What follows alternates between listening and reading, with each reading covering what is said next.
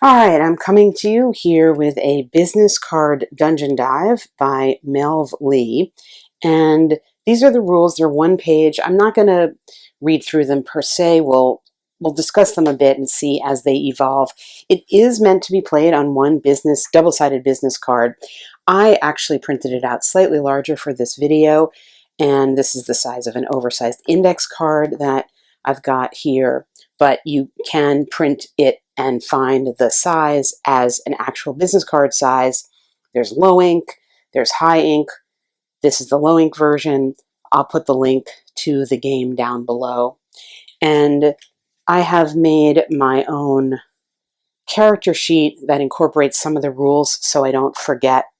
You are playing a character, and the goal of your character is to go through various adventures to earn 120 gold, which is enough to buy a piece of farmland to retire from the risky adventurer's life. And we'll see how that happens. You are adventuring both in the wilderness, which are represented here by these tiles. Again, you do not need these tiles to play the game. This is just really for the video. And on the flip side, if we go into a dungeon, when we go into a dungeon, we'll see them represented as a dungeon. You start out with no stats whatsoever, but you can have a maximum strength of 3, dexterity of 3, and intelligence of 3. Those are the maximum stats you can have. You can carry up to 3 potions and up to 3 spells. You can carry up to 12 torches and 12 rations. Every time you travel through a dungeon room, you need to use a torch, and every time you travel through a wilderness section, you need to use a ration. So maintaining these is important, because if you run out of torches, you will die, and if you run out of rations, your HP, which is a maximum of 12, is going to start to go down until you die if you don't get more, if you're stuck out in the wilderness. Along the way, you may find weapons and armors. You can have a maximum of 1 weapon and 1 armor. This is a little reminder that after a dungeon, you can roll and regain 1d6 HP. You can also flee encounters by doing this test, and we'll get into that when we see how combat works. Pretty simple. So we'll start by building our character and get going into rolling up a quest and attempting to earn 120 gold. I will say that I have played this game a couple of times, not to completion. I don't know, it feels like the game would be very long to actually get 120 gold, but I haven't successfully, I keep dying, so I don't actually know that. So we'll see as we go how far, whether this video turns into an entire game or just a game demo. All right, so to start out, we note that we are an adventurer traveling through the realm. As mentioned, our goal is to earn 120 gold. We want to buy a piece of farmland to retire from the risky adventurer's life. We start at a settlement, and we have 0 strength, 0 dex, 0 intelligence. We have 12 HP, and I'll be using a d12 to mark my HP. The rest of the stats I'm not going to use dice for. I'm going to just write them in here, and I may actually not end up using that d12. We'll see. We start with d6 gold, so we'll give that a roll. And again, I'll say that for what I'm doing here is just, oh look, 6 gold. What I'm doing here using these different colored dice, as you'll see, is not necessary for the game. It's just to make the video slightly more visually appealing. So we started out with d6 gold. That's great. We have 6 torches and 6 rations, and I will note them down here. 6 torches, 6 rations. Again, we have a maximum of 12 that we can get. We have a random potion and a random spell, and I will roll for those, and we'll see what we get. My spell will be the purple die, and my potion is going to be the blue die, and we'll see what we get. So these were the numbers that we got, and all the charts are on this double-sided card. I'll note the spell and potion numbers are divided on either side of the card, which is slightly strange, but in any case, we are now looking for spell number 6, which is teleport. Oh, that's really good, actually. That allows us to teleport to a settlement, and truly, I wish I had that. I wish I had that another time I played, because I was searching around to get to a settlement, which I could have only done by rolling a d6, and it was frustrating to the point of feeling like it broke the game a little bit. But I'll talk about that in my remarks. I never noticed this spell. And we rolled up potion number 5. Potion number 5 is invincibility. We auto pass a test. Great. So we'll note that down. Invincibility, auto pass a test. One thing in the rules I didn't mention earlier is the potions are one-time use, definitely. These spells are one-time use unless after you use the spell, you do an intelligence 5 test to keep it. And essentially what you need to do on these tests is roll greater than that number. So with no stat add, we'd need to roll only a 6 on a d6. Once we start getting some intelligence as we level up, that will become easier and easier to do to retain the spells to reflect our increasing skill level. So we've done that, and it says we can restock or use facilities in the settlement before starting our journey. So we started out with D6 gold, which is great, and we look here, this is the settlement that we are in. We see the options for purchasing. These allow us to get, say, for example, for 2 gold, we could get 2 rations or 2 torches. For 3 gold, we could restore 1 HP while we're at our maximum. For 6 gold, we could spend all our gold to get 1 potion. Now, it doesn't say 1 random potion, so perhaps we could choose a potion. I, again, haven't done that yet, so I don't know. Some places in the rules are not completely clear, but let's say that would allow us to choose a potion. That's pretty good, but I wonder if it is a random potion. I think what I'm going to do with the 6 gold, even though the potion is tempting, is to spend it on adding bow. I'm going to keep 4 of it. No, I'm going to keep 2 of it, and I'm going to spend it to increase my torches to 8. So that cost me 2, and my rations to 8, because I don't yet know how much time I'm going to be spending in the wilderness or a dungeon, and my gold is then going to go back down to 2. We will leave it at that. That might have been a mistake. I don't know. This potion is really good. The healing, restoring 3 HP, sneaking past a location is good. Accelerating. You know what? I'm going to do something different. I'm not going to do what I just said. I'm going to spend all my gold. I'm going to risk this. I'm going to risk keeping the torches as they were, the rations as they were. I'm going to buy a potion. And since it doesn't say 1 random potion, I'm going to choose a potion, and I have an auto pass a test. I could get another one of those, or let's see, sneaking past is a location. That's pretty good. I'm going to get, let's go with invisibility, because what this is basically doing is it's going to let me avoid a location, which we'll see what that is, which is something as well as a test, which would be like an enemy encounter or something like that. So it's giving me a little flexibility there. I'm going to do that even though it's 1-time use only. And that is all we need to do to set up our adventure before we roll on the quest. So to start the game proper, what we do is we are going to roll on the quest table here, and we will see, this will be our quest die. We rolled a 1. So our initial quest assignment is, our objective is to return, we have to hunt, and we have to return 4 rations to the settlement. It doesn't say that, but to the settlement. We will gain 3 XP for that and 2 D6 gold. So that's potentially 12 gold. So that's pretty cool. Returning 4 rations. I have done this or attempted to do this quest before, and it was not good. And I'll tell you why.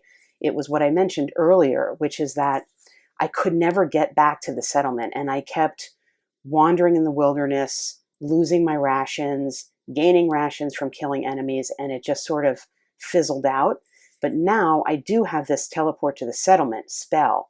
So that's going to pretty much, if I can survive the travel, that's going to pretty much guarantee the success in this hunting quest if I manage my rations correctly. A side note too, unfortunately, obviously, I did not know what quest I was going to get. It's too bad I spent my money on the potion, because if I had, I could have potentially started out with 2 or even 4 more rations to start. Howsoever, that is the game. That's the name of the game. So this is our objective. We have to hunt. We have to go into the wilderness and hunt. Well, how do we know how far in the wilderness we need to do? Well, what we do next is we're going to be rolling here on this line, which is a little hard to note initially. Journeys till next dungeon. So we're going to give this a roll. It's essentially a D3 roll, but it's worked out for you here. So let's see how far we have to journey. 5. We will not encounter a dungeon until we've journeyed 5 wilderness areas. And this actually is good for us if we could possibly complete this quest before even going into a dungeon. We shall see. The benefit of going into a dungeon is when you do complete a dungeon successfully, you can heal up to, you can heal 1d6. Nevertheless, what we're doing now is we have a wilderness area that is going to be 5 areas big, and we will begin to roll on that and see where we set out. So we do need to keep track of the number of places in the wilderness we've gone. So I'm going to use this green die to do that. This is going to represent the location that we are at before we get to a dungeon. And again, as a reminder, ultimately we're trying to return 4 rations to our settlement. We are moving further away from the settlement right now, and the first place that we're moving to is a campsite. So right outside of our settlement, there is a campsite here, and it requires a test to pass through this area. If we fail the test, we have to forfeit 2 gold, and luckily we don't have any gold, so we won't lose anything. And if we succeed, we can gain 2 health or 2 torches. We'll take the torches since right now we're at maximum health. So to do a test, what you're doing is you are rolling a d6 plus any relevant stat, and you have to exceed the number, the level of the test. So in this case, since we have no additional strength value, we need to roll a 4, 5, or a 6 to succeed in this test, or we will fail the test. I could, of course, use one of my potions, but I'm certainly not going to do that. So I think we'll use this die for our roll. Rolling a 3, matching the test value is a fail. So we have failed. We would have to forfeit 2 gold. In this case, we have no gold to forfeit. So we then move on to see whether or not there is an encounter or what else will happen in the wilderness here as we're here. So we will give a roll to the encounter. We rolled a 2, and unfortunately, wandering around this campsite are 2 enemies, and we will roll for the enemies here. I'll simply roll 2d6s. We encounter them one after another. You don't encounter them both at the same time. It's 2 boars. So there are 2 boars wandering around this campsite. Now, a few points. One, I need to make a slight correction, which is that because we left the settlement and went into the campsite, we already used 1 ration. So I need to go down to 5. We note here that the success of a boar is 2 rations. So we have the potential for killing these boars and getting 4 boar meat to add to our rations, which is great because, again, we need to travel through the wilderness and end back at the settlement bringing 4 rations. We are on a hunt. So now we can see how combat works. We have the 3 stats here. The first value is the attack value of the enemy. The second is their HP. And the third is any loot that we get. Every time we attack successfully, we attack them for 1 damage. So in this case, the boar has 3 HP that we need to kill him with. And every time he attacks us and does the amount of attack value that is in the first column here. So we get to fight first, and we will roll our d6. Anything except a 1 in this case is going to succeed. First of all, a 1 is always a failure no matter what. And second of all, he only has the attack value of 1. So this 2 is going to beat this 1, and therefore we are going to do 1 damage to this boar. He, however, is going to attack us. We roll to defend. So looking here at our defense, we defend the monster attack by rolling 1d6 plus defense higher than the monster attack in order to block the damage. So we have no additional defense, so we're basically just rolling the 1d6 to block the damage. Again, anything except a 1 is going to successfully block the damage on our end. So we'll give this a roll.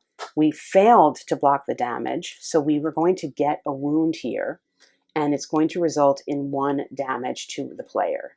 And again, it points out rolling 1 is always a failure in attack or defense. So our health now is going to go down to 11, keeping track of that over here. It's our turn again to go back and attack this boar, and there's no critical hit as far as I can see in this game. So even though we rolled that great 6, we just simply did 1 more point of damage, but the boar is now starting to bleed out because it only has 1 health left, but it's attacking back at us. We're defending, and we are rolling poorly. So we're down to 10 health here, and we are coming back swinging with, I guess, our hands, because we don't really have a weapon yet. And we have failed in that attack. So it's getting invigorated, it's attacking us again, and we are successfully defending. So we have no further wound, and we're hoping to dispatch with this boar right here as we do the 3rd wound. That's just boar number 1. So we get the reward there. We've lost a couple of health, but the reward for this boar is going to be 2 rations. So we'll make a note of that. That was hard-fought rations, so we're back up to 7. And now we have to deal with boar number 2. Again, we come out swinging. We are the first to attack this boar, who's been watching us struggle a little bit. Comes back fighting hard, and this time maybe we have gotten some skill at deflecting. So we deflect that attack. We mount another surge, and we're feeling pretty good now. We deflect that attack, and we're hoping to dispatch with this one much easier. Not so good. We missed there. And the boar we defend against, and really doing poorly. Now we're on the defense. We get a wound here. Hopefully I'm keeping track of this correctly. And we're down to 9 health. But we're pretty mad this is taking so long. So there we go. We dispatch with the 2nd boar, thus killing it, putting it back on that campfire, and gaining 2 ration meats from that. So we're now up to 9 rations. That was the entire first area of our wilderness, the campsite. So now we're going to move on to the 2nd area of the wilderness and see where we move from the campsite. We're moving to, there's a river here. Now to get over the river, it's a dexterity 3 test. Again, we have no stat. I'll note we got 1 XP for defeating that boar.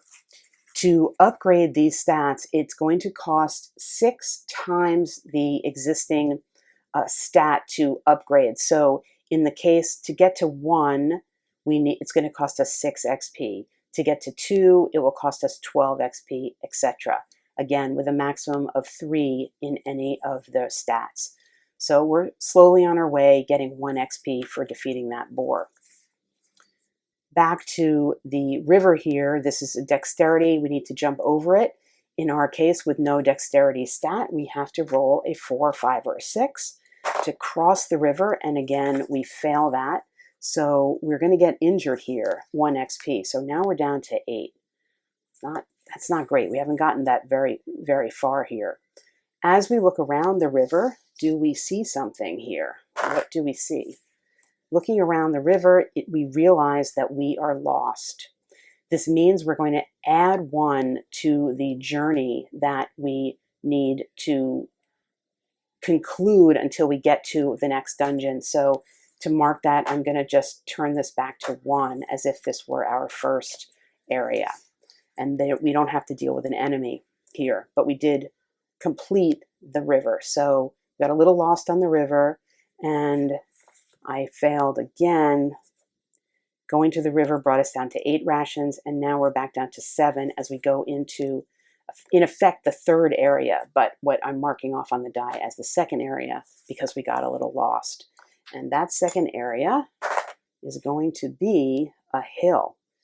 So we're going to have to climb a hill. Now, the thing is, if we fail this, we'd have to do this on a 5 or a 6. If we fail this, we're going to lose 2 rations, though we would gain 2 experience for doing it. But since our whole quest is to bring back rations, and this is proving to be a little challenging to hang on to them, I'm actually going to use my invincibility potion to auto pass this test and automatically climb this hill, because I just don't want to risk losing 2 rations. That's too great a penalty to pay. So we take our potion here and we gulp it up, and we just magically leap over the hill or leap to the top of the hill. And when we look around, what do we see? We see 2 more enemies. This is an unfriendly wilderness. And the enemies are, it's another boar. That's great. And a wyvern. That's a tough one. We're probably going to have to try to flee from that. But let's deal with the boar first, because we're allowed to do that. And we already know how the boar goes. So to inflict a wound on the boar, basically anything but a 1 is going to do that. And we inflict 1 wound on this boar who has not learned from his friends. We defend against his attack, and we just keep going at him. We can smell the boar meat as he comes at us. We defend strongly there and hopefully dispatch with him easily. And we get 2 more delicious pieces of boar meat to put on into our backpack, bringing us up to 9 rations. That's great. That's a good cushion for getting back to the settlement. Now, we still have this wyvern here. I don't know how to pronounce. I've never said that out loud. We have this here. We're going to have to try to flee because it's going to be really hard. We'd have to be rolling a 6 to do any type of attack. So to flee, we make a dexterity test at its attack value -1. Its attack value is 5, so that's a level 4 dexterity test. Now, I will say this happens to be in the rules. This happens to be the example used of fleeing combat. But the example, as it is written in the rules, does not match up, I think, with what the words say. So I'm going to follow what I think the words say is we can pass a dex test at the monster's attack -1 to a minimum of 1. Its attack is 5, so that's 4. So in essence, we can flee if we roll a 5 or a 6. That's the bottom line, that as I'm interpreting the rules, let's get this lucky die. We got to roll a 5 or a 6. Do we have, we could do, well, that's a sneak past the location. No, we can't. We don't have anything that's going to help us. We got to roll a 5 or 6. And, ooh, we do. We've rolled a 5 or 6. That's awesome. So we sneak past this because we would not be able to deal with this. And now we're moving on to the third location, remembering that there are 5 before the dungeon. We have to consume a ration. So we're down to 8. And let us see what is in the wilderness for us here. It's another hill. Dexterity 4. We have no way to auto pass this test. And, well, you know what? I realized I confused. Well, was that sneak past a location or auto past a test? Questionable, because I realize if I auto pass the hill test, which is what I did, I should actually gain 2 XP. So I also failed to note, we got the 1 XP for the boar, and then we got the 2 XP for that. We auto passed the test, so I think we get the benefit there. The rules I don't think specify, but I'm going to take the better result. In any event, we're back to another hill. We really have not, the only thing we have that can help us is to sneak past this location. I'm going to do that. So we're going to bypass this hill. We won't get the experience, but we won't risk losing these rations. And I don't remember, did I consume a ration before getting to this hill? I don't think I did. I'm going to have to check in editing, but we'll take the conservative route and go down to 7 rations. And now we're rolling up the 4th location. We have to do the encounter. So what is waiting for us here is an enemy. And the enemy it's another boar. So we're going to go through this combat here. Perhaps I will do a little editing to reduce the repetition. And we'll give a roll to attack this boar, which we do. And it attacks us. We attack it. It attacks us. We attack it. We did a fail. It attacks us. And we attack it. And we dispense with it without losing any health. So we're going to be gaining 2 more rations, bringing us back up to 9 rations here. And moving on now to the last location before the dungeon, I think. Lost a little track there. Let's see. We were in the campsite, the river, the hill, the hill. Yep, this is the last location before the dungeon, and it is another campsite.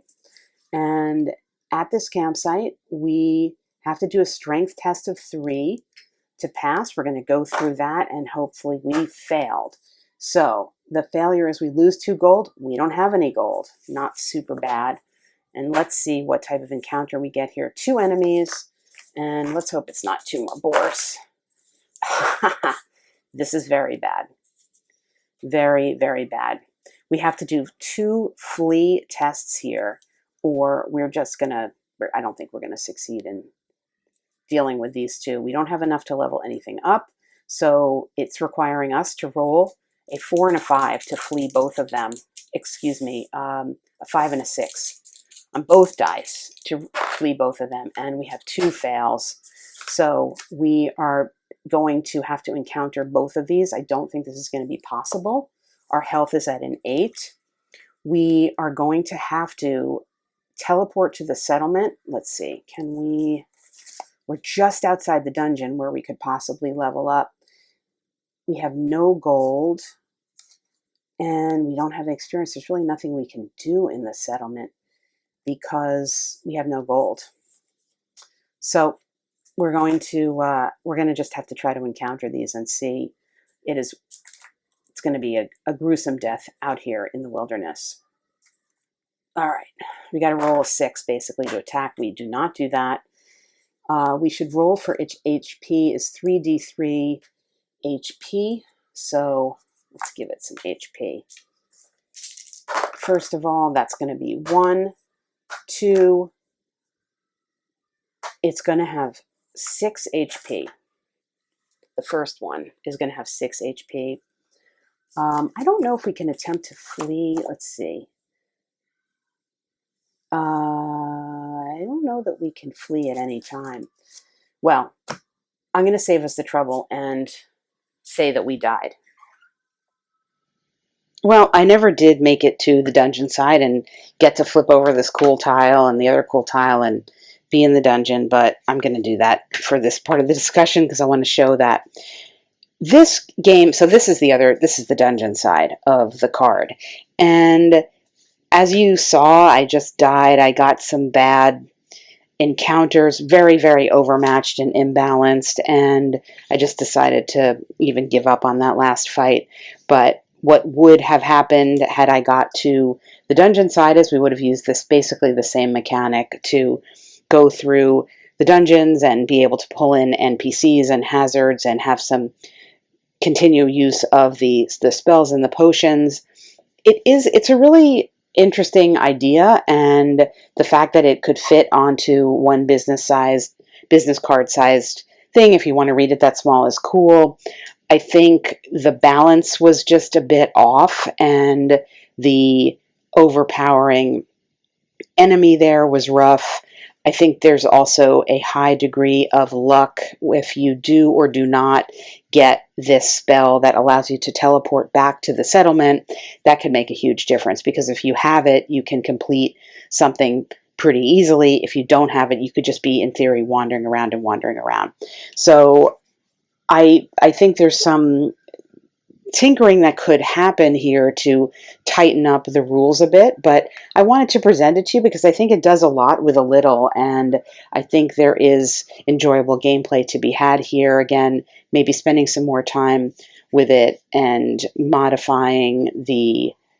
doing something to mitigate the potentially overpowering enemies, and something to mitigate the fact that through a random die roll you could just kind of end up wandering around and never really being able to complete your task. But that is a look inside Business Card Dungeon Dive, or Dungeon Delve. As I said, the rules it's referred to it differently, I think, in what I've seen. It's a cool system, and check it out. I put the link to it down below, and as always, thanks for watching.